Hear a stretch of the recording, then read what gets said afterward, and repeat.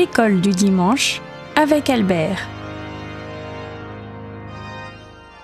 43e leçon avec Monseigneur Schneider dans son credo compendium de la foi catholique qui en est arrivé au culte être saint et les ordres sacrés.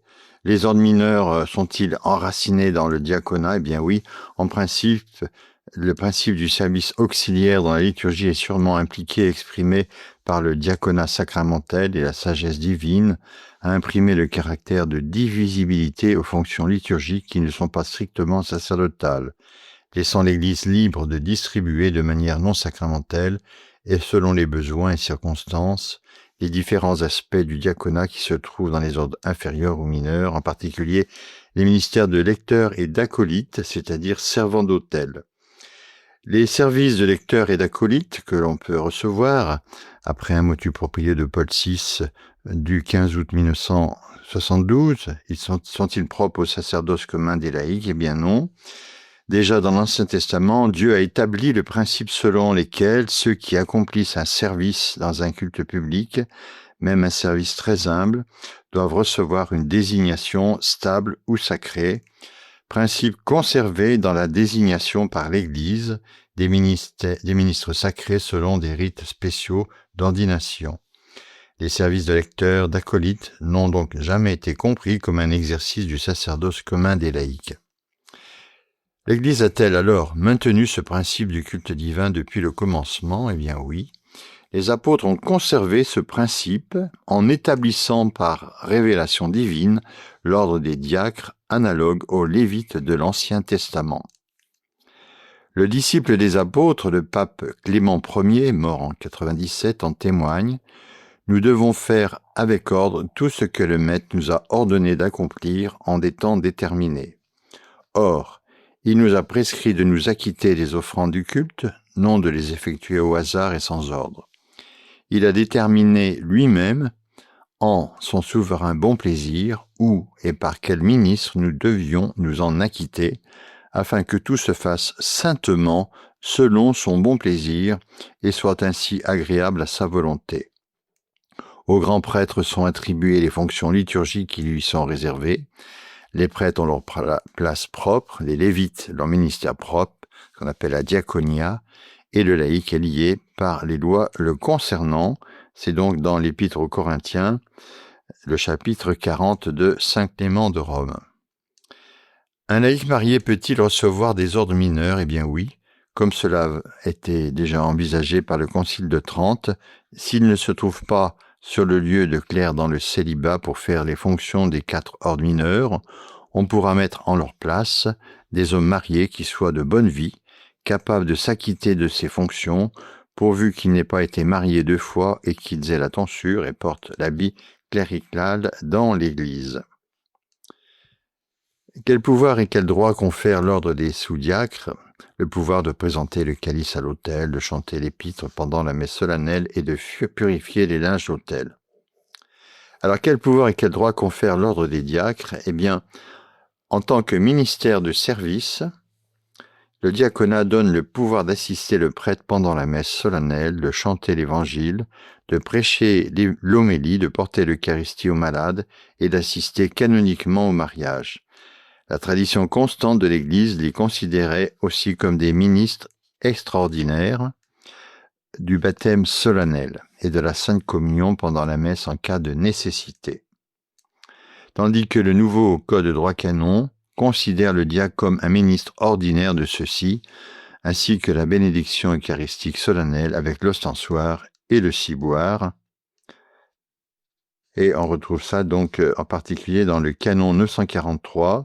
Cependant, selon la tradition constante de l'Église, le ministre de la bénédiction eucharistique avec l'ostensoir ou le ciboire contenant le Saint-Sacrement était le prêtre seul. Alors, quel est le caractère particulier du diaconat ? Il est une icône vivante du Christ serviteur dans l'Église, un ministre qui, dépendant de l'évêque et du prêtre, a une grâce et une faculté particulière pour les servir dans la liturgie et l'action apostolique. Le diacre ne reçoit pas l'esprit auquel participe le prêtre, mais l'esprit d'être sous l'autorité de l'évêque.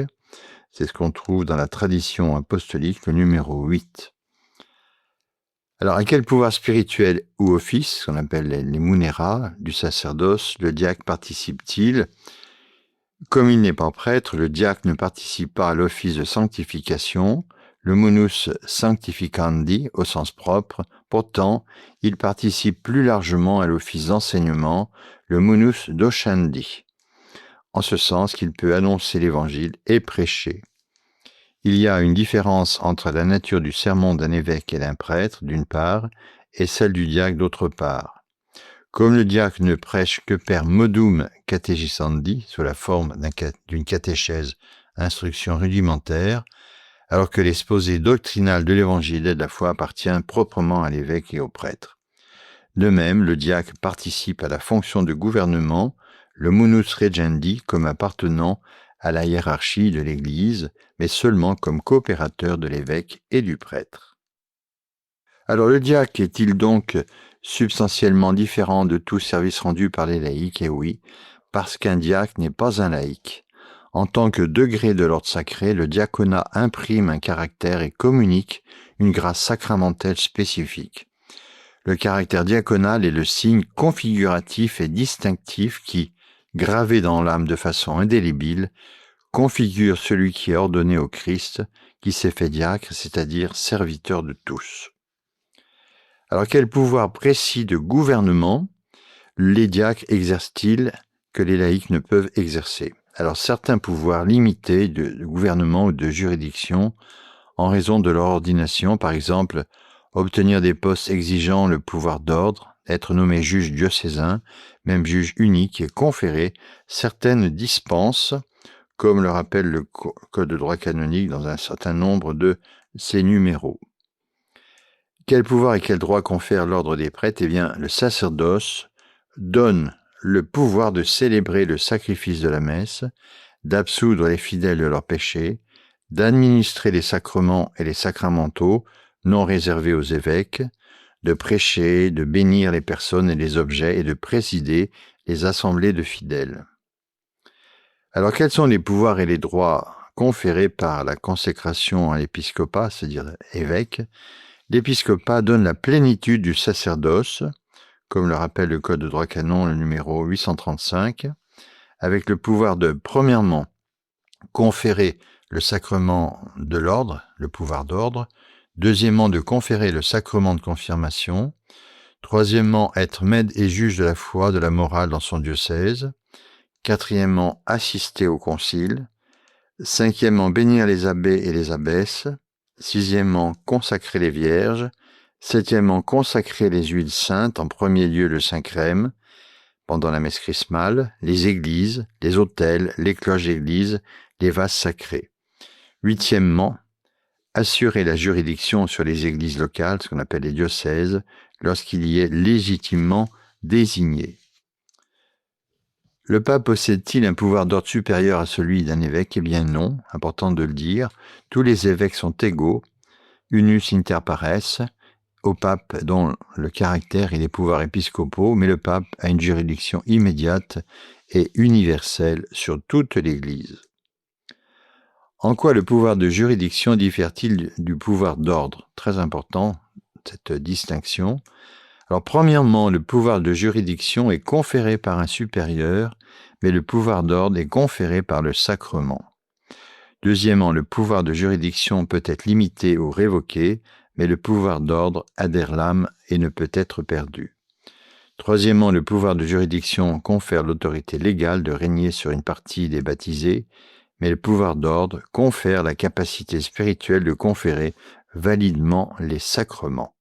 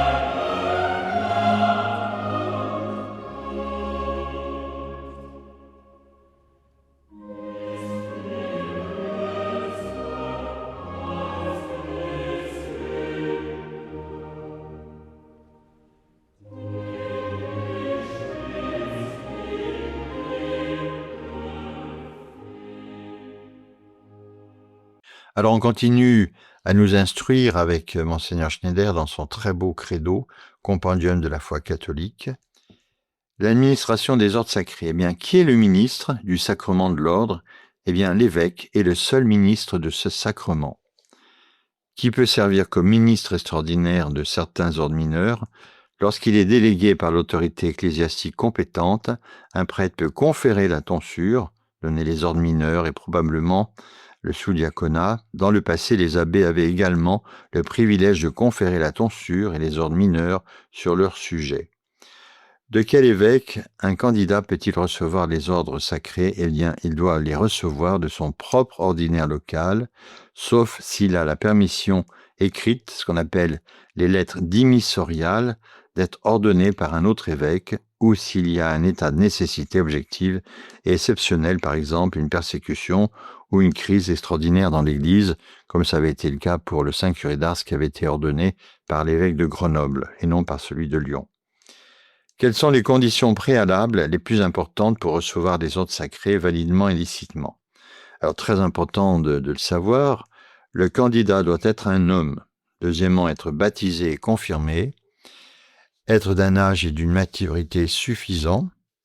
L'âge au minimum pour le diaconat est de 23 ans, pour le presbytérat de 25 ans, pour l'épiscopat de 35 ans. Il doit être capable donc d'exercer son libre arbitre. Donc, il doit avoir tous ses esprits. Cinquièmement, être exempt d'irrégularité et d'empêchement. Sixièmement, être résolu à servir l'Église et à sauver les âmes. Septièmement, posséder l'intégrité de la foi catholique et les connaissances philosophiques et théologiques requises. Huitièmement, avoir une bonne réputation. Être propre et posséder une vertu avérée et les autres qualités physiques et psychologiques appropriées à recevoir l'ordre.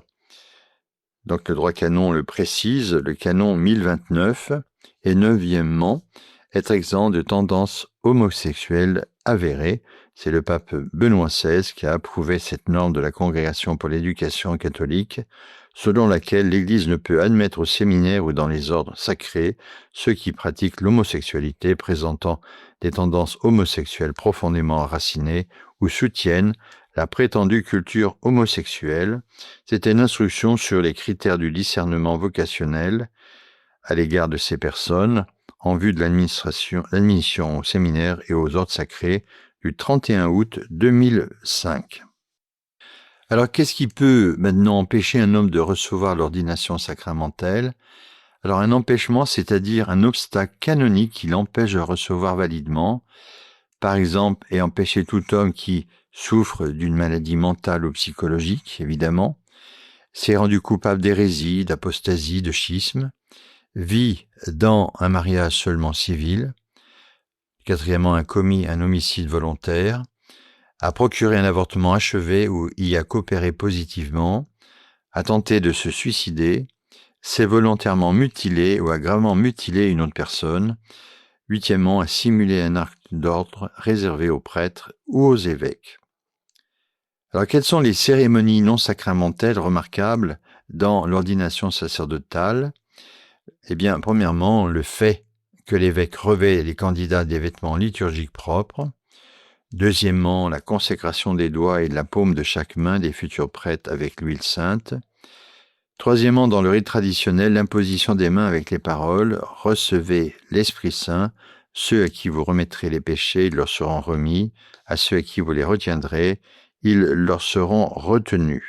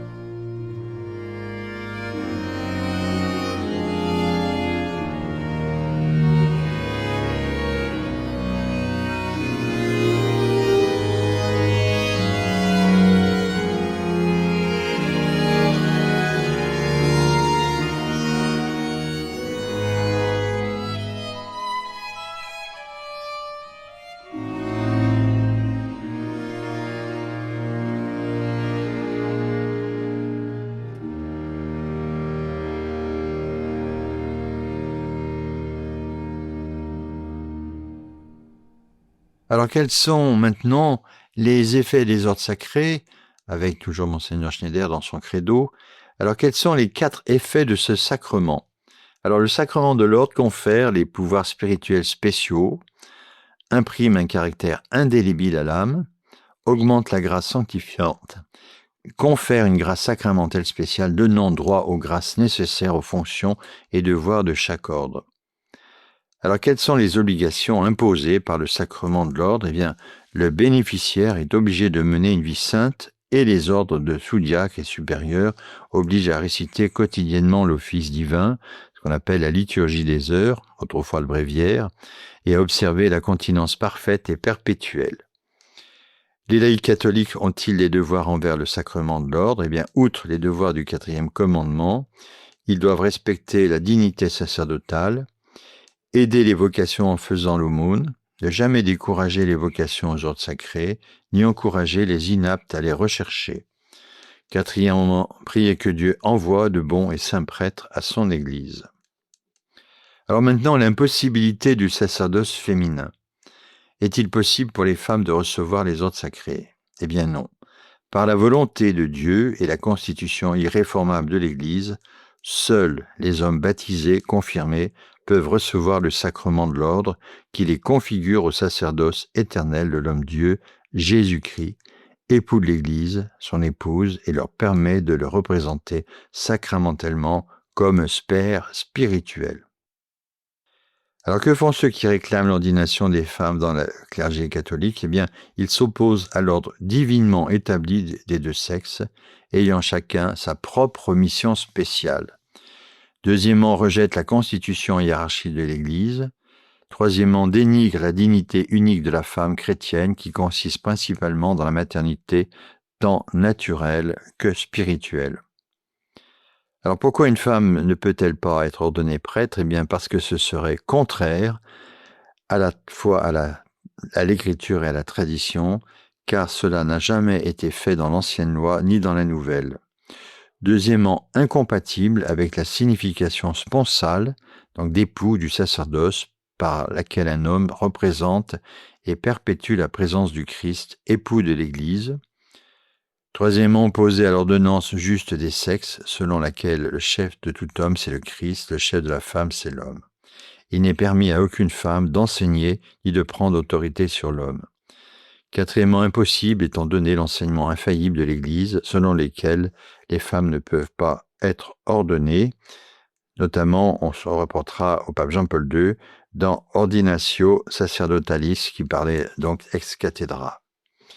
Le magistère a-t-il définitivement rejeté toute possibilité d'ordination? Eh bien oui, afin qu'il ne subsiste aucun doute sur une question de grande importance qui concerne la constitution divine elle-même de l'Église.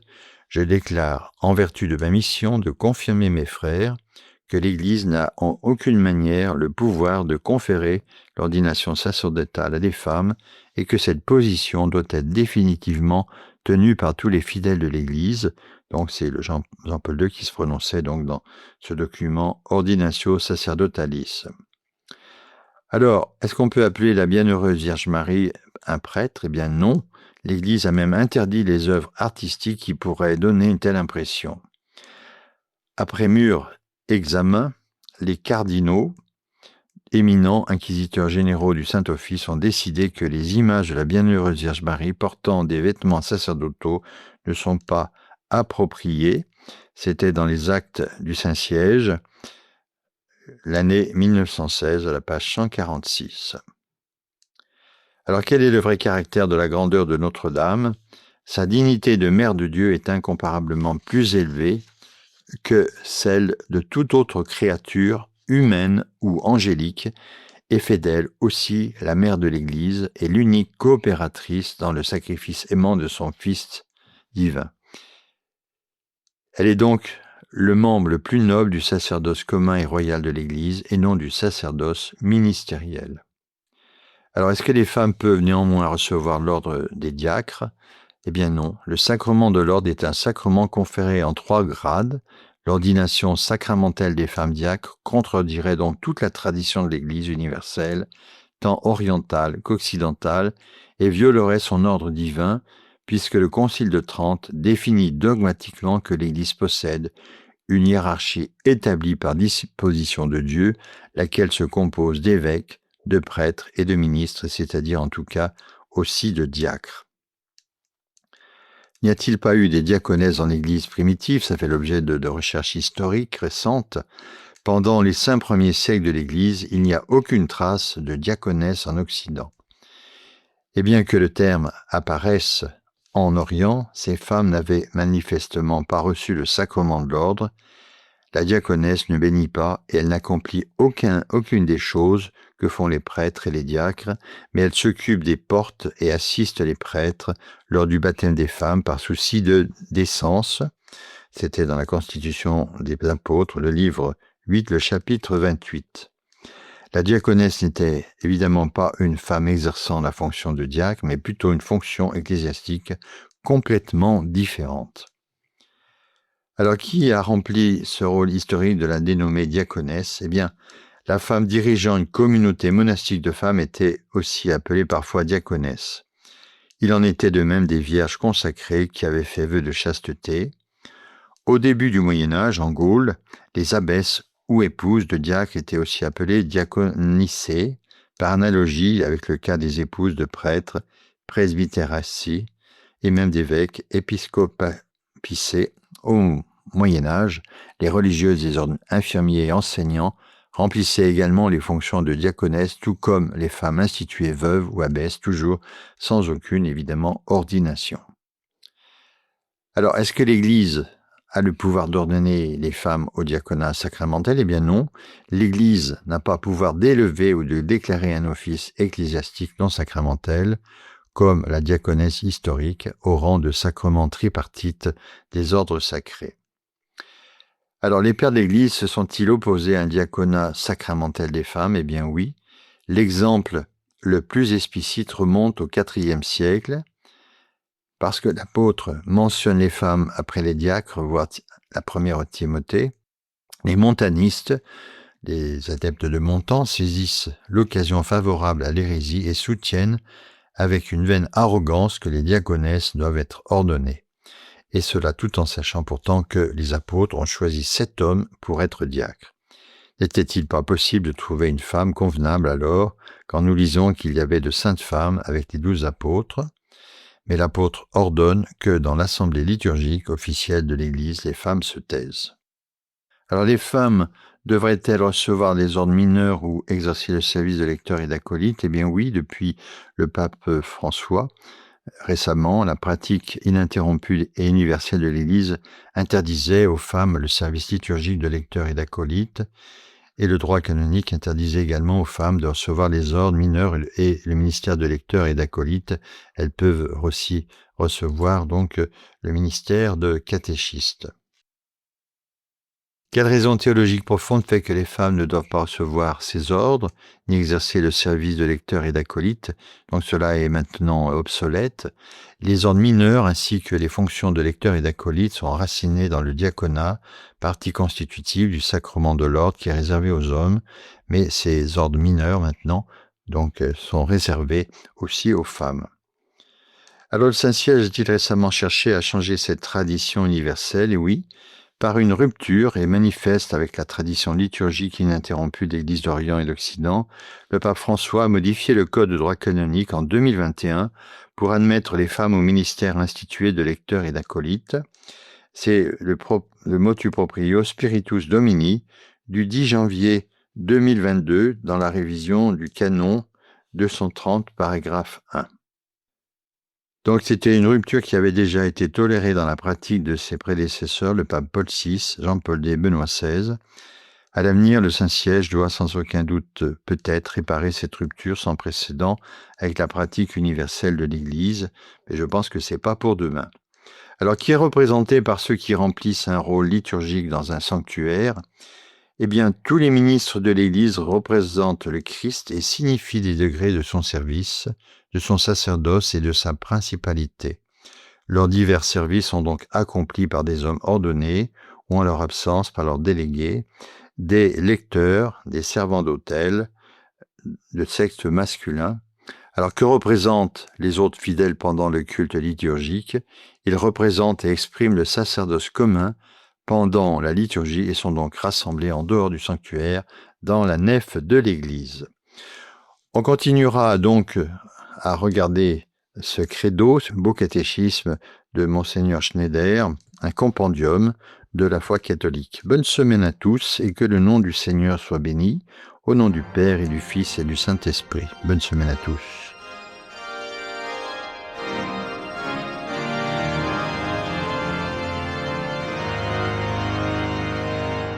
C'était sur Radio Espérance, l'école du dimanche, avec Albert.